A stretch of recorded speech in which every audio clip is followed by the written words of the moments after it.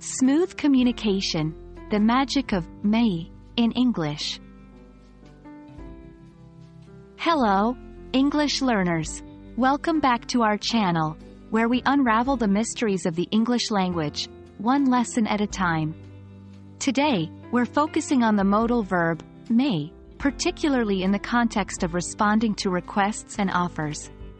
We'll show you how to use this modal verb in polite and formal English conversation, taking your language skills to the next level.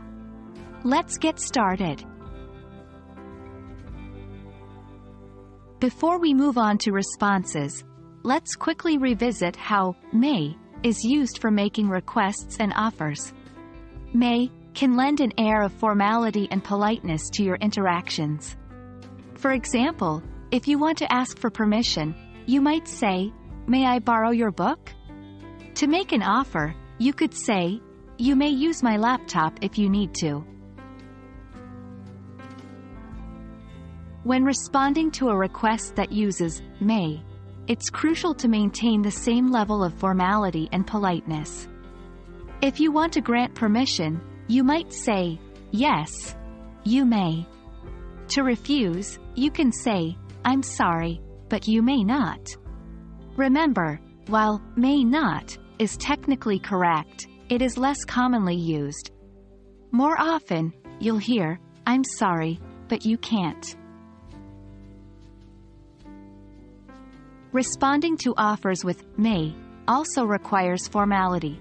If you want to accept an offer, you can say, "Thank you, I may do that." If you want to politely decline the offer, you can say, "I appreciate your offer, but I may not need to." However, keep in mind that people more commonly say, "Thank you, but I might not need to," or simply, "I might not." Now that we've discussed the theory, let's see some examples.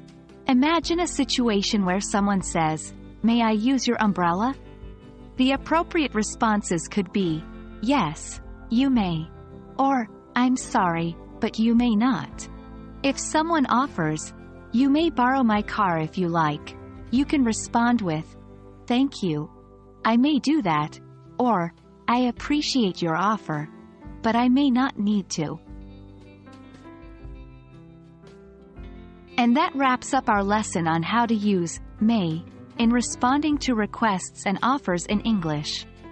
Remember, may is a fantastic tool for adding a touch of formality and politeness to your conversations.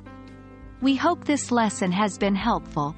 Keep practicing, and you'll master the use of may in no time.